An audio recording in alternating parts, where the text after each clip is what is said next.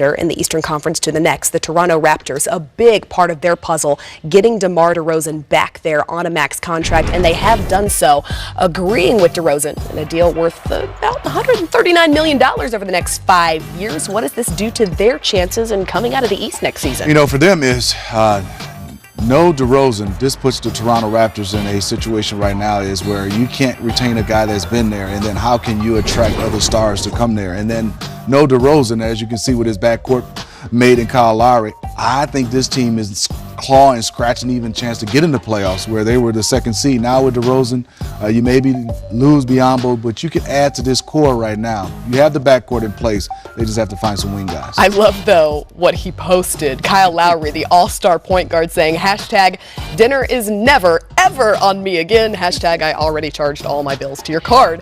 Wow, congrats. I love it. Andre Drummond, also an all-star now, reportedly agreeing with the Detroit Pistons. And we talk about pieces important to keeping these Eastern Conference contenders in place.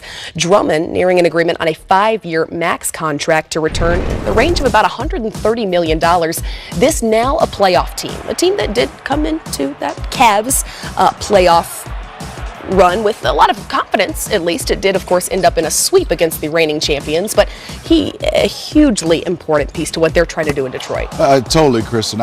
Even though, like you said, they got swept by the Cleveland Cavaliers, and we see his numbers, and obviously the rebounds for me is unbelievable. A guy is averaging more rebounds than a lot of guys are averaging points, and then he can get better, and he's so young. But even though they were swept, I was calling a couple of those games, they were very, very competitive versus the Cavs and gave them some problems. So I think Stan has this team going in the right direction. You have Reggie Jackson, you have Drummond, and now they're filling all the pieces in between. And I love KCP, Kentavious Caldwell-Pope. I think he's one of those guys that's a staple with that group. Well, and Andre, a guy that we've seen consistent improvement. How important do you think it is for them to have locked down a center, especially in a league that now is driven by small ball? It is, and I think small ball, obviously, whatever style you want to play, but if you can win, and I said it best, you know, if OKC beats Golden State in some kind of winning championship, we're talking about teams playing big again. So you always need guys that can rebound, you always need guys that can defend, and then the bonus is he'll be able to score the basketball at that position as well. You can take a look at the franchise breakdown of the Pistons now. We did mention that sweep by the Cavs in the first round, but it was their first playoff appearance since 2009. Do you think that a guy like Andre Drummond, who was their first All-Star since 2009 as well, could be potentially a piece that, I mean, your only job in the Eastern Conference right now is to try and beat the Cleveland Cavaliers. Do you think that that's what could maybe do it? I think so. I mean, not immediately. I don't know about next year, but if you start to look at the Cavs roster, Tristan Thompson looks like he'll be playing a lot of center without Mozgov coming in unless they can acquire somebody. He was a problem with Mozgov and Tristan Thompson in that series. So younger Drummond getting better. You have to find a way to keep him off the glass because he could just control the game with just rebound and block shots. But his offense is getting better. And I just love the way they're playing. And you said it best, Kristen. Small ball, now everybody's talking about a stretch four. Any stretch four would love to play against Drummond because all the attention would be with him, and Reggie Jackson gives a guy who can shoot the three like a Ryan Anderson. If he was to play with the Detroit Pistons, gives him a lot of room to shoot threes. Well, and a lot of noise being made in the Eastern Conference in these first 8 hours of free agency, potentially because are we the only ones awake? Is that what's happening just here right now? Because the Hornets and Nick Batum have also agreed on his return, a 5-year deal reportedly worth $120 million. And Smitty, you said it before we came on air, a big win for MJ. A fantastic win for this organization.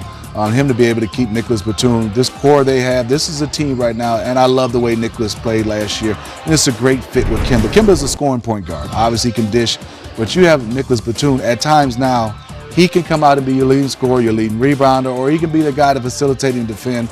I think this was a fantastic get, and to be able to retain Nicholas Batum. This was already now a playoff team, having lost to the Heat 4-3, pushed them to 7 games in that first round, and a lot of people thought it could have gone either way there in that game 7. Do you think, though, that locking him in now to right there in the $120 million range for these next 5 years is going to be what could potentially put them over the hump in the Eastern Conference? You know, I don't. The hump is, like you said, everybody's still trying to beat the Cavs, but they're getting closer. And I think you look at the makeup of this Team the Hornets, they have the point guard, and obviously if they can contain Al Jefferson, they still have a plethora of bigs.